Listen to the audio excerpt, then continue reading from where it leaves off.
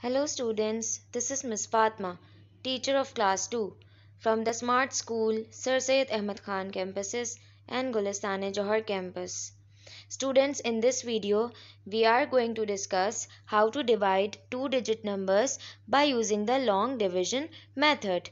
And then we will be doing the questions, we will be doing the division sums that are given on book page number 79, question number 1, part A, B and C. We will be doing these three parts in Math CW copy. So let's begin. Okay, so now students, we are going to learn how to divide a two-digit number by a one-digit number with remainder. That means that two-digit number will not be exactly divisible by the number and there will be some number remaining. So that number will be called as remainder. And students, we are going to do that. We are going to divide that number by using a long division method. We will be using long division method. Okay students, so for dividing a number by using the long division method, we are going to use this symbol. Okay students, this is the symbol of division that we use when we are dividing a number by using a long division method. Okay, we use this symbol by dividing the number by using the long division method. So students, have a look at the example that is given on page number 75 of your maths book. There is a sum given here. There is a number given here that is divided by another number. Have a look at it. The number 13 is divided by 4. You can have a look at the division sign that is given here between these two numbers. 13 is divided by 4 and we have to find out the answer by using a long division method. So students, first of all, you all need to know that this number 13 that is divided is called dividend. Okay students, the number in the question that is divided by another number is called the dividend. It is called dividend, and in this question 13 is getting divided by 4. So 13 is a dividend. Then we have another number which is we can say a smaller number as well, is called divisor, because the number with which this number is being divided is called divisor. The number with which this number is being divided is called divisor. Now we have another two terms as well, that is quotient and remainder, but we are going to discuss these two terms later on. By looking at this example, I will explain you that what are these two terms and which numbers do we call quotient and which number do we call remainder in this long division method. So have a look at this example. Now students, we are going to solve this sum by using this long division method. As I have already told you that we are going to use this symbol. We have exactly copied this symbol here, and the dividend we have written inside this symbol. Okay students, we are going to write the dividend inside and we are going to write the divisor outside this symbol. Okay, we are going to write the divisor, which is 4, here outside. This is dividend and this one is divisor. Now we are going to solve this sum. Now students, we have to read the table of 4 and we have to find out that where in the table of 4 do we have 13. But students, we don't have 13 in table of 4. 13 doesn't come in the table of 4. So what are we going to do then? For that, in that case, whenever we don't have a number, whenever there is some number which doesn't come in the table, what we have to do, we have to read the table and we have to find out that number which is closest or nearest to the number, or the which is closest to the dividend.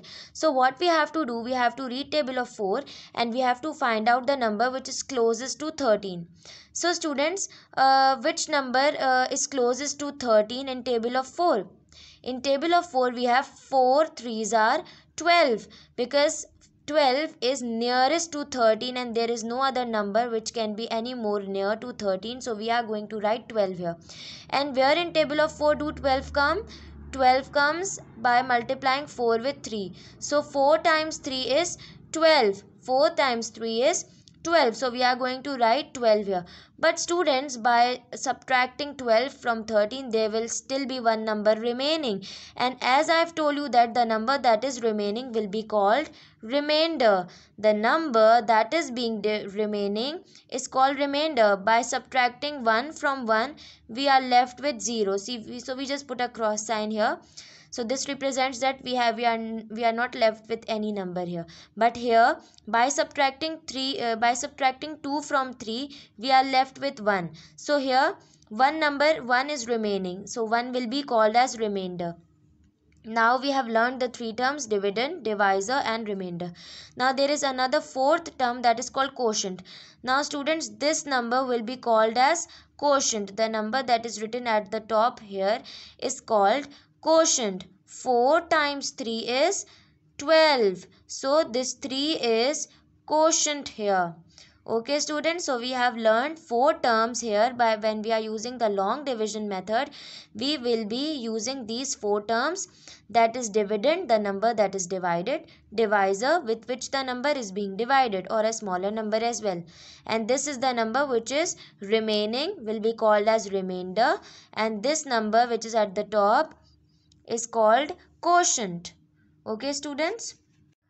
Now students, we are going to solve few sums of division which are given on page number 79 of your maths book. It is question number 1. We are going to solve few parts of question number 1 which are given on page number 79 of your maths book. But students, we have to solve these sums in your maths CW copy. You all have to solve these sums by watching this video in your maths CW copy. Okay, so let's start with the first part of question number 1, that is part A. In this we have been given 26 divided by 4. So students, we have been given with two numbers. One number is getting divided by the other number. 26 is getting divided by 4, so 26 is the dividend here. And with 4, since 24 is getting divided by 4, so 4 is the number with which 26 is getting divided. So 4 is the divisor here. So we are going to solve these sums by using the long division method. And as I've told you students, as I've already introduced the sign, the symbol of long division method that we use whenever we are solving any sum by using the long division method. So we will be writing this symbol here in our copy. Okay. Then after that we are going to write the dividend inside this symbol, and we are going to write the divisor. We are going to write the divisor outside this symbol, outside this sign of long division. Now we are going to start solving this sum. So students, for that the first step will be, we will be reading the table of 4, and we have to find out the number that is we have to find out the number. We have to read the table of 4 and find out where in table of 4 do we get 26. But students, we all know that in table of 4, 26 doesn't come in table of 4. So what are we going to do then? For that, we are going to read the table of 4 and we have to find out the number that comes closest or nearest to the number 26. So which number is that, students? That will be 4 6 are 24. So 24 is the number that is closest to 26, and that comes in the table of 4. Because 4 6 are 24 and 4 7s are 28.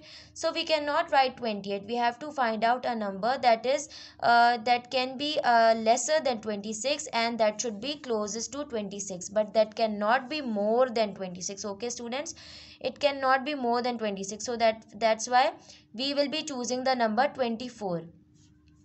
So we will write down 4 6 are 24, and we will put the sign of minus here because this number is not exactly divisible.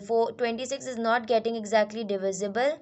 So, and we have chosen the number 24, which is less than 26. So that's why we have to, in order to find the remainder, we have to subtract 24 from 26. So let's start with the number that is in units place. You all know that 6 is at units place, 6 and 4 are at units place, and 2 are at tens place. So we will be starting the subtraction from units place. So 6 minus 4 will be 2, and 2 minus 2 will be 0. So that is no remainder here, but 2 is the remainder here. So students, this is divisor, this is dividend, and 2 is the remaining, this number is remaining here. So it will be called as remainder. So how are we going to write the answer, students?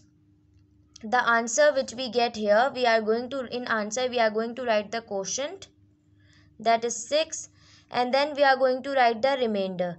In order to represent the remainder, we are going to write this small r, and after that we are going to write the number that is remaining here. Okay, so here we write quotient and r is representing as the remainder, and since 2 is the remainder here, so that's why we are going to write 2 here in the answer. So this is the answer of part A. Now students, we are going to solve another sum, that is part B of question number 1, and it is also given on the same page, that is page number 79 of your maths book. So let's start. In this sum we have been given 16 divided by 3. So we have to divide the number 16 with 3. 16 is the dividend here, so we are going to write this inside this division sign, and 3 is the divisor here, so we are going to write this outside this division sign. So let's start, students. What we have to do, you all know that we have to read table of 3, and we have to find out that where in table of 3 do we get 16. But students, do we have 16 in table of 3? Does 16 come in table of 3?